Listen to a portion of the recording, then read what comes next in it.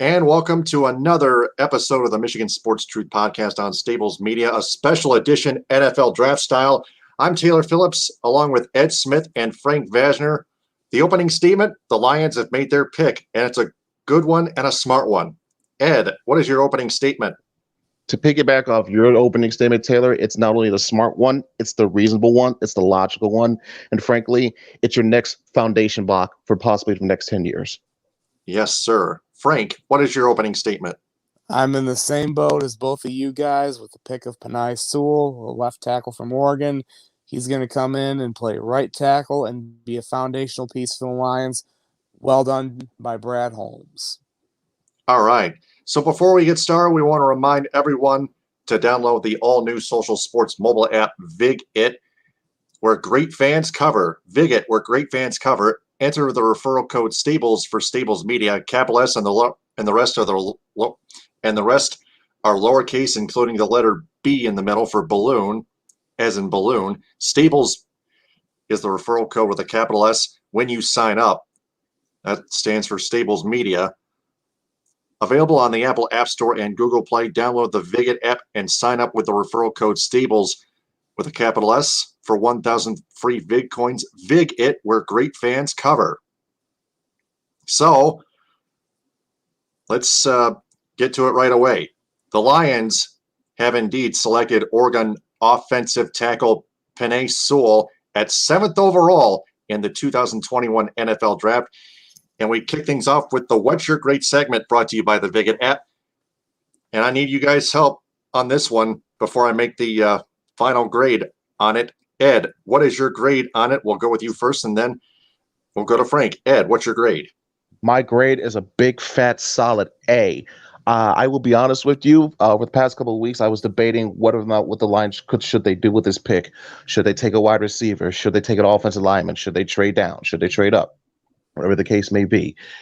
As it became more and more obvious that we were going to be seeing some quarterbacks being taken earlier than usual, and the possibility of one of these offensive linemen falling to them in their lap at 7, whether it be Sewell or Rashawn Slater, who, by the way, just went off the board at 13 to the LA Chargers, the more I start thinking about the fact that in this game, or in football, to me, period, in general, I think a lot of people agree with this theory. You have to build from the trenches. You build from the trenches, you win in the trenches. If you have an offensive line that is stout enough to protect your quarterback, which in turn could lead to a moderate production at the very least with your running game, but most importantly, protect your quarterback, that alone is going to keep the whole offense in one consistent rhythm and motion. And frankly, between what we saw, or what we were able to see last year with Taylor Decker having his best season yet, with Frank Ragnow being the absolute stud and then some, with him being, a third-round selection a couple years back, and seeing what Josh Jackson could do as well as other players as well.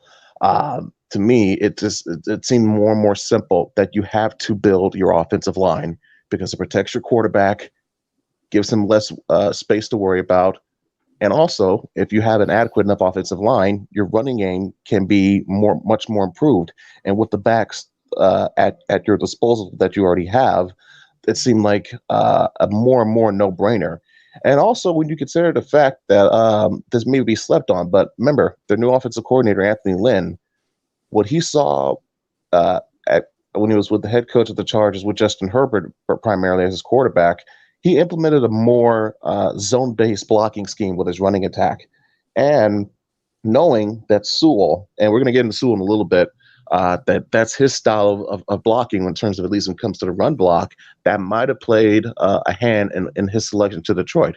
Now, obviously, you still need a little bit of luck in situations like this. And the fact that we saw 3 quarterbacks go in the top 3 picks, we saw, the Bengals take a wide receiver, Jamar Chase, over a guy like Sewell, which frankly, which was a need they desperately had to fill in terms of protecting Joe Burrow, who, as we know, is coming off of a season-ending knee injury. So when you factor all that in and know for the fact that Jared Goff is more than likely going to be your future moving forward, you have to invest in that future. What better way to invest in that, to me, is not getting him a shiny new toy wide receiver. It is getting him a solid, sturdy offensive lineman that will protect him, help him stay upright, and which will in turn lead to better production for him and the offense in general. So when you factor in that Sewell with his advanced stats, he had over 1,300 career snaps that he played in college at Oregon. Obviously, he didn't play last year. He chose to opt out due to the pandemic, but still, when we last saw him, he was putting up outstanding numbers, getting high marks, high ratings across the board, and throughout his entire playing career at Oregon, allowed only one sack. Just one. One. This man is an athletic specimen. He's a big man, but he's slimmed down. He's lost some weight. He's got great footwork, which is what you need from an offensive lineman. And with his agility and the fact that he can somehow deliver a pancake block on one play, and in that same play deliver a picture perfect form tackle, in the case of what we saw of him do against USC, to me, this is just a solid pick. And I think the reaction in the war room, if anybody was able to see it, the way that Brad Holmes almost came within centimeters of suplexing Rod Wood and Chris Spielman consecutively, lets you know how excited, how amped they were for this pick. I think this fits right. I'm sure Dan Campbell is going to have no objections to this pick as well. I think this fits into his mentality of what he wants his football team to be like.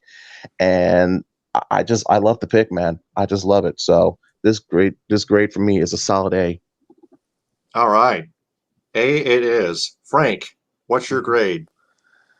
I don't see how anyone can't give this an A. I mean, this is a position of need for the Lions. They needed help on the offensive line.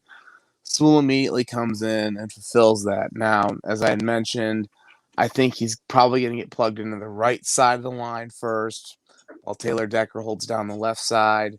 So you've got two very strong tackles, plus you got Frank Ragnow in the middle, anchoring the center position, coming off of probably the best season in his career so far.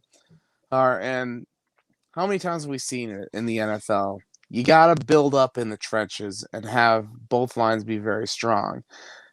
People will say, oh, well, they could have went quarterback, receiver. No, that's not going to make you a contending team now or any time down the road.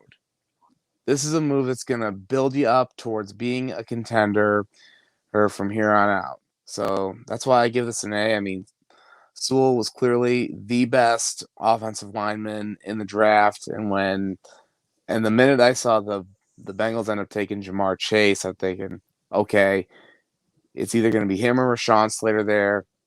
Take one of those two, and they ended up with Sewell. So this pick gets an A from me. And not to mention, before we get to your grade, Taylor, the luck that I talked about before, you had to go through the Falcons taking Kyle Pitts, which, by the way, thank God, because I mentioned before, I did not want to see another tight end being selected in the first round for the Lions. No. Good point. No more. No more of that crap. Thank you. So there was that. And then with the Dolphins taking Jalen Waddle, which is obviously they did that to appease Tua, that left, again, it was right on the silver platter for the Lions. I think if he had taken Slater, I still would be satisfied. But this was the right player to take at the right time. Perfect pick. Could not agree anymore. Yep, solid A is right. They needed a much needed. They got a much needed offensive tackle, a pocket protector for Jared Goff. Still could have been Matthew Stafford, but still. Stafford wanted to go to a winner and in the LA Rams, and I don't blame him. Again, we've gone through this at least a few times.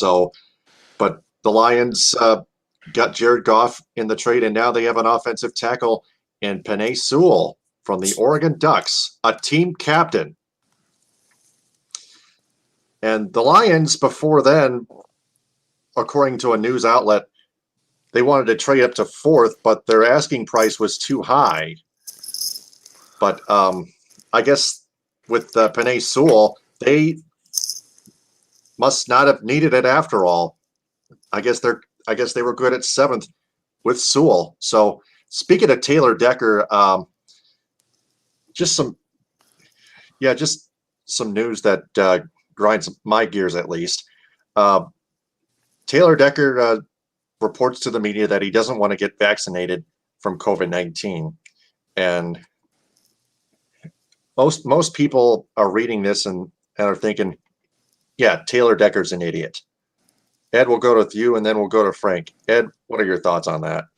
I'm not going to spend too long harping or badgering on Taylor Decker because at the end of the day, it is his opinion, it is his decision. We live in a free country. If he feels it's he wants to exercise his right to do so, more power to him. I will say, though, in regards to the progress that has been made in terms of not only getting out these vaccination shots, but also not just in the state of Michigan, but across the entire country.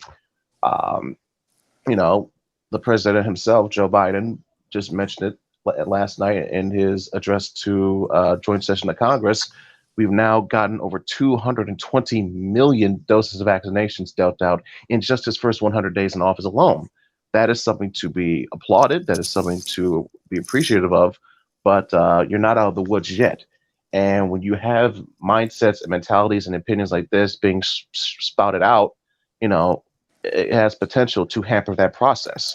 I mean, when you consider the fact that you hear Taylor Decker giving his opinion, saying that, I don't want to get vaccinated, but yet you also, on that same day, if not hours later, you get a press release saying that Governor Gretchen Whitmer has appointed Miguel Cabrera as co-chair to one of the commissions. The Protect Michigan Commission.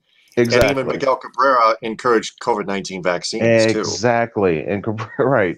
So if Miguel Cabrera can have a better mindset and or better awareness of what's going on with this disease, why can't Taylor Decker? Again, it is still his opinion. I know it's his opinion, but it's still a shame. But it's still disappointing. Absolutely, just disappointing. So the president himself said it. You got to get your shots. We're doing better. We're trying to bring the numbers down so that we can get back to what we were doing before, having more full crowds, having more people in attendance, stuff like that. But mentalities and mindsets like this, are still going to be hurdles to get over if we want to do our best to combat this disease. Yeah. So speaking of the Tigers and speaking of Miguel Cabrera, he denied rumors that the Tigers were stealing signs from their first game against the Chicago White Sox at Guaranteed Rate Field, when the Tigers beat the White Sox 5-2. When Miguel Cabrera hit a home run, I think it was his 489th career home run. Correct me if I'm wrong, somebody. I believe you're right. Yeah, I believe he's now 11 shy of 500. Yeah, 11. Yeah, right on the nose. Yeah, right on the money. Yeah, but yeah, he said this and that, get the F out of here. Yeah, it's like you pointed out off the air, Ed. We'll go with you first. It's antagonizing because AJ Hinch is the manager. AJ Hinch was, yes, accused of stealing signs with the Astros, who still won a World Series regardless. So, yeah, the Astros only lost like a first-round pick of the MLB draft, so or something like that. But yeah. So Ed will let you give your say on that, but still, although we will keep our eyes on that, like for a bit later on, I think it's just an antagonizing rumor. Go ahead. I think that was just done to point out the fact that Hinch is the manager of the Tigers, and I think it wasn't for the fact that he was a part of this. If it wasn't for the fact that he was a part of this scandal, none of this will be an issue right now. Because as you all know, sign stealing and other tactics, whether it be fair or not, have been used in terms of getting an advantage over the opponent for years and decades now in this game, centuries-old game of baseball. It's nothing new. Now, it doesn't excuse or defend that what these people have done in the past is wrong, especially in the case of the Astros. But it is a part of the game. Now, I will say, again, going back to what I mentioned before, the fact that this is being brought up now, I think is only due to the fact that AJ Hinch is the manager now of the Tigers. I think if he were a manager anywhere else, this thing will be brought up as well. But also, you also got to speak from the mindset of Cabrera with that reaction of, listen, we don't do that crap over here. Not only because it's not part of the game, but also you don't want to get the opposing team any ideas to where they may feel a certain type of way, and then they start beating your players. And that's not going to fly. So I understand, absolutely understand Cabrera's reaction and his side in this story. I just think it's a non-issue. They'll die down. But again, if it wasn't for the fact that AJ Hinch was the manager of the Houston Astros when this scandal went down, we wouldn't be hearing about this story. But in terms of the Tigers' standpoint, No, absolutely not. Frank. Yeah, I definitely think that this is just another nothing burger or accusation made by the White Sox. But then again, I've known Tony La Russa to be kind of a whiner in his career as a manager. And I do applaud Cabrera for coming out and saying, hey, we don't do that crap here. Just because our manager may have done something in the past in Houston, he paid the price for what he did. And I highly doubt that he'd go and pull something like that again, given the fact that he paid such a heavy price. So I think it's really just nothing. I think it's just La Russa just whining, and he needs some cheese with his wine. by the way, isn't that funny that La Russa himself would cause a stink over this, but knowing the fact that he managed an Oakland A's locker room with Jose Canseco and Mark McGwire, and then went to St. Louis when McGwire was juiced to the gills when he was smacking 70 home runs in 1998. Yeah, pot me kettle. Yeah, Right. well, like I said, I'm not surprised. That's another fun fact right there. So the Tigers losing 2 of 3 to the Pittsburgh Pirates. They get swept in a 4-game series at home by the Kansas City Royals. And then they win 5-2 2 nights ago over the White Sox at Guaranteed Rate Field 2 nights ago, and then they had their second game postponed. They lost it 3-1 today as part of a doubleheader. Right now, the White Sox lead the Tigers 4-0 at the end of the second inning. Inning just got. I actually believe the Tigers ended up. I thought they won 3-1 early in the first. No, game. they lost 3-1. They lost. They were up 1-0. Read your notifications more clearly, Frank. Thank you very much. Yeah, sorry, my apologies.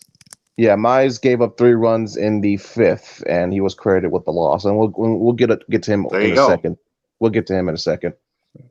Yep, but yeah, we'll get to him in a second. The Tigers, as I dig up the MLB standings, 8-17. The Tigers are in last place in the AL Comedy Central. The Yankees, last place in the AL East, 11-14. Texas Rangers, worse than the AL West, 10-15. The NL East, Washington Nationals, 9-12. The Cubs, 10-14, last place in the NL Central, and the Colorado Rockies, 9-15 in the NL West. So the Tigers are the worst in the majors. Nice, wonderful. Yep. And also early tank watch. Also, just got an alert that Matt Boyd ended up leaving the game with tendonitis in his knee. Oh, yeah. So after Michael getting Fulmer, rocked. Yeah, and then so now Michael Fulmer had to step in to pitch, and of course, as a result, coming in cold, he gives up 4 runs in the bottom of the second. Well, what do you know? Yeah, left knee tendonitis. Yeah, you got that. Yeah, at least you read that one perfectly. Thank you very much, Frank. So, Jose Abreu, a 2-run single. Nick Madrigal, an RBI single before that, and Lurie Garcia opening the scoring with an RBI single. Michael Fulmer relieving Matthew Boyd, who only goes through one inning pitched. Matt Boyd, 36 pitches. Did he not give up? Did he seriously not give up any runs? Let me check that box score right now. Matt Boyd, 2 earned runs. Michael Fulmer, 2 earned runs as well. So they both split right there. But, okay. So what it was, I think what it was, the men that were on base when Boyd left the game, he was ultimately responsible for. So that's how it came out. But yeah, True. So, bottom of the second here. Walks up, an injury delay. Yeah, Boyd issued a walk against Yasmani Grandal, and then Andrew Vaughn doubled him to third before Matthew Boyd, right when Matthew Boyd suffered an injury and Fulmer came to relieve him. Matt Boyd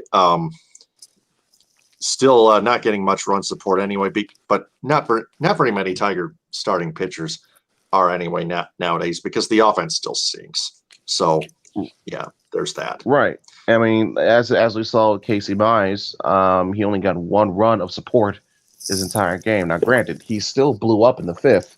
That's still on him. Right. And as we're talking about Casey Mize, he has not had a good outing as of late.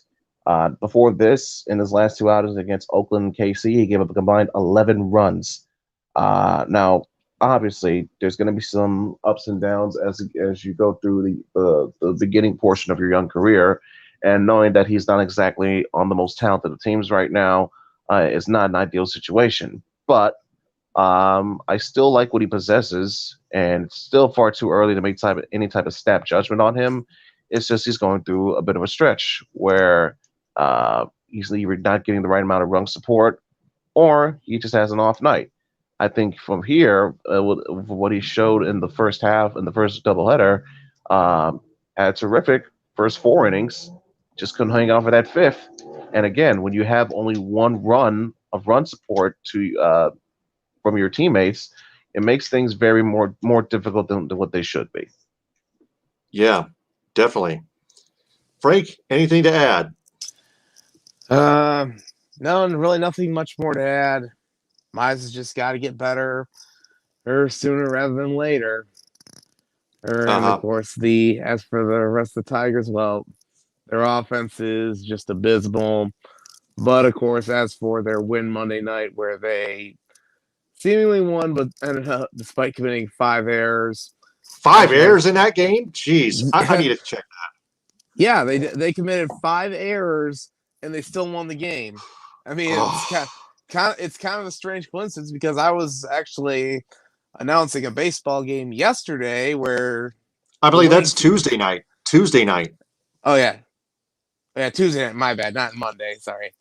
Yeah, Monday afternoon they lost to the Kansas City Royals. Yeah, I forgot that was a 4-gamer that started on Friday and on Monday. But Tuesday night's win Funky over. Smokes Bullwinkle. There are the 5 errors on the box score on the tail of the tape. Jeez, oh Pete's. Yeah, and what's funny is I was announcing a high school game on Wednesday, and the winning team committed at least 6 errors. But that's all I can say is that's baseball for you. Yeah, weird things happen. True. Yeah, sometimes good things happen, but not for the Tigers usually. So back to the Lions, they picked up center Frank Ragnow's 5th-year option on his rookie contract. So there's that. A center. So the Lions keep their. Speaking of tank watches, the Red Wings 8th worst in the NHL in 17-26-9 with 43 points after they lose to the Carolina Hurricanes 3-1 at PNC Arena earlier tonight. Also, Franz Nielsen, Tyler Bertuzzi, and Dylan Larkin all out for the rest of the season due to injury. Dylan Larkin, an upper body injury, for example. Pistons still 3rd worst in the NBA at 19-44 after a 115-105 loss to the Dallas Mavericks tonight at Little Caesars Arena in downtown Detroit. At least the Pistons, as we go to Ed and then Frank, are tanking better than the Red Wings are. So, Ed, the Red Wings making a little bit of progress when they don't even need to. And it's probably not going to have any bearing on Blashill anyway, because they're mathematically eliminated from playoff contention, and Jeff Blashill hasn't made enough progress anyway. So Ed, go ahead. No, he hasn't. I'll start from the good first. In terms of observing for Vrana, the newest pickup at the trade deadline from Iceman. Yeah, he's kicking some ice, isn't he? Yeah, he scored 4 goals against Dallas might have been either earlier this week or last Yeah, in week. one game, yes. In one full game, and I think it shows what his potential is still could be if you put him on a team, or at least give him better teammates to surround him with, as well as a better coach. But I digress. So there was that one little small nugget of positivity. But other than that, it's just back to usual when you have lack of goal support, offense just absolutely bottom tier levels of bad, power play that can't produce. You have your goalies standing on their head for most of their games, but eventually they get tired from doing that, and they're gonna give a couple of goals as a result. And now, when you add in the fact that your captain, Dylan Larkin, he's now been essentially shut down for the rest of the year with his upper body injury, which, frankly, the nature of the injury, I'm not concerned about. I think this was the right and the smart move to do so, because this season has long since been over. There's no point. You're not going to the playoffs. That you would be potentially risking unnecessary damage by having him out here in this fashion. And frankly, I would see it as before the season's over, they probably start doing this more to other players, those that may be seen as healthy scratches as a result. So at the very least, we can get some of these other players, get some development on, give them some more ice time, see what they can bring to the table for next year and beyond. Because this season has long since been over, and with just like a handful of games still left in the season, thankfully we can all say it's almost over. Yep. Frank, anything to add?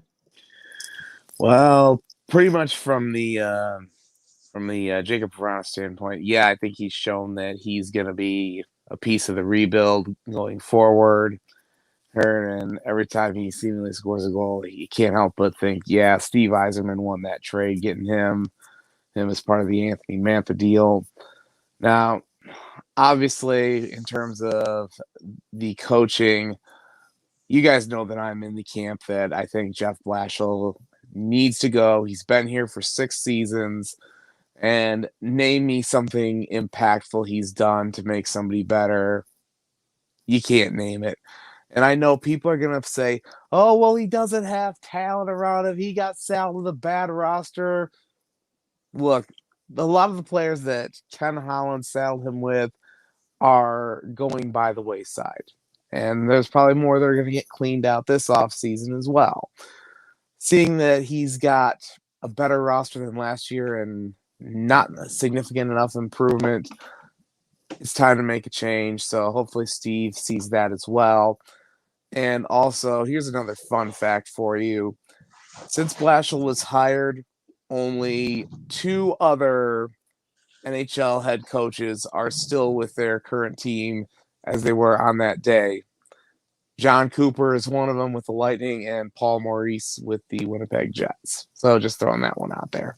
Well, yeah, John Cooper won the Stanley Cup with the Lightning last year. So, yep. So, of course, Paul Maurice still with those Winnipeg Jets. I mean, is he an option, or Jared? Do we just go with Gerard I'm part Gallant? of the Gerard Gallant. I'm in the Gerard Gallant camp because I believe he actually played for the Wings back in the day. I don't remember if he and Yzerman were teammates in the 80s or not. I'd have to look that up. But he'd be my first choice. The second option would be Lane Lambert, who was actually Yzerman's roommate when in his early days in Detroit. So I think there's a couple. Those are your probably 2 best options out there. Mm-hmm. As long as you show a better emphasis on offense first, then frankly, I don't care who you pick. Right. So yeah, just the best player available of any position. That's what Yzerman usually does. He picked Lucas Raymond last year. And also another quick note, I did happen to see that Moritz Seider, who Yzerman took in 2019, is actually number 1 in terms of NHL prospects according to TSN. So I think that Yzerman ended up getting a steal of the draft that year. So just had to throw that out there. All right. So, hey, that's the only thing we have to have left to cover is the CMU football shooting incident. Quarterback John Keller and one other player were both shot in an off-campus party, and both of them, especially John Keller, were in serious condition, but they were recovering. That's what I've been hearing earlier, I think, on ESPN and 9 and 10 News up here in my area in Cadillac, Lake City, and McBain. But prayers are with John Keller and that other player. Frank, help me out here. What's the name of it? Forgot. I knew about Keller. I don't remember who the other gentleman was. Yeah, I'm gonna dig it up in the ESPN app right about now. CMU football. Let me take a look at this here. CMU having their schedule out for 2021. Still digging it up. But yeah, prayers are with them, especially.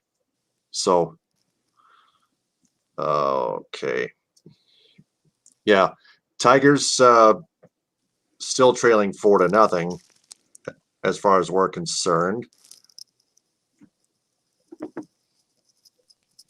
I can at least comment and say that the Pistons are doing their tank better than the Red Wings are, like you mentioned. They kind of almost messed it up by winning against Atlanta the other night. Now that the Hawks were without Trae Young, so you can almost excuse that. But they've I found it. Tyler Bunting. Oh, okay. Yeah, but to kind of piggyback off what Ed said, I mean, the Pistons, I know they'll say that they're doing a better job of tanking, but I think honestly, I think you're at the point where you want them to at least compete in games. yes. Even though they still end up losing. Mm-hmm. I mean, look, the win over Atlanta, like you said, there was no Trae Young there, so I'm not going to get too up in arms about that. And I think they have the third worst record right now. I believe Taylor mentioned that earlier. So hopefully they can end up staying around there and get a little luck in the draft lottery. Yeah, and we're getting live viewers because I shared this live broadcast in the Detroit Sports Rag group on Facebook. How about that? Appreciate that, nice. man. Appreciate that. Who's the man, huh? Who the gator, huh? Now, as for the Pistons, I can't say that in addition to Sadiq Bey and Killian Hayes and Sekou Doumbouya, other players that are developing underneath them, Josh and Frank Jackson, Isaiah Stewart, that's your core young pieces that you're going to need for the next few seasons. So it's good to see them get their playing time and making the most of it while they can. As for what they can do in the draft, listen, as long as they play their cards right, they should be in the top 3 as far as I'm concerned, which means whether it be Cade Cunningham or Mobley or, hey, how about Jalen Suggs? Any of that is a possibility. So as far as I'm concerned, they're on the right track. Yes, the NBA draft later to come this summer. Keller was in serious condition, but Tyler Bunting was in stable condition. So Tyler Bunting is definitely going to survive. John Keller, still no word on him yet, but they say both are recovering. Both 910 News said they're both recovering. According to the CMU student newspaper CM Life, an investigation determined that several subjects arrived at a party, and shortly after, a fight broke out. Sheriff's Department officials said in a release that someone went to a vehicle during the fight, retrieved a weapon, and then started firing at the party, probably a pistol or something like that. CMU President Dr. Bob Davies said in the university statement that, quote, local law enforcement led by the Isabella County Sheriff continues to investigate the incident and is searching for the suspect or suspects involved, unquote. So all this, Keller began his career at Cincinnati, transferred to Pearl River Community College, and sat out last season at Central Michigan, probably either a backup or a third string quarterback, one of the two. But still, his life could have been taken seriously. Still no word from any outlet on whether John Keller is surviving from that shot or not. But we'll keep our eyes on it as best we can. So prayers to him. So prayers to his family. condolences just in case. So that's all we've covered. So we'll just go to the closing statement. Ed, what is your closing statement? Closing statement that I'm going to make tonight is that the Lions took the first right step that they've made in a long time. This is the right pick at the right time and the right place. And to me, it's only the beginning of things coming more right as they go. All right, Frank, what is your closing statement? Well, my closing statement will be, well done, Brad Holmes. You've got a foundational piece here. Now, let's just see where this keeps going with the rest of the draft and in seasons to come. So, good job starting off on the right foot in your first ever draft.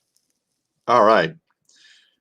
My closing statement, the Lions got what they need, a much-needed offensive tackle who can protect the pocket for Jared Goff, no matter how good or bad Jared Goff may be. Got to give him time. The Red Wings and Pistons still tanking. The Pistons still tanking, but are visibly tanking better than the Red Wings have, while the Tigers, well, their offense almost never changes, right? And finally, prayers again on John Keller. Hope he survives. So before we go, we want to remind everyone to download the all-new social sports mobile app, VigIt, available on the Apple App Store and Google Play. VigIt, where great fans cover. Download the app and sign up for an account with the referral code Stables with a capital S and the rest of the letters being lowercase, including the letter B for Stables Media. Stables, the referral code with a capital S and the rest are lowercase. Download the VigIt app and sign up with the referral code Stables for 1,000 free Vig coins. VigIt, where great fans cover. Gentlemen, excellent job as always. That concludes another fine episode of the Michigan Sports Truth Podcast on Stables Media. We'll be back next week. For Ed Smith and Frank Vashner, this is Taylor Phillips signing off. Follow me on Twitter and Instagram at DT2Phillips. Follow Ed Smith on Twitter and Instagram at EdSmith313. And follow Frank Vashner on Twitter and Instagram at Frank_Vashner.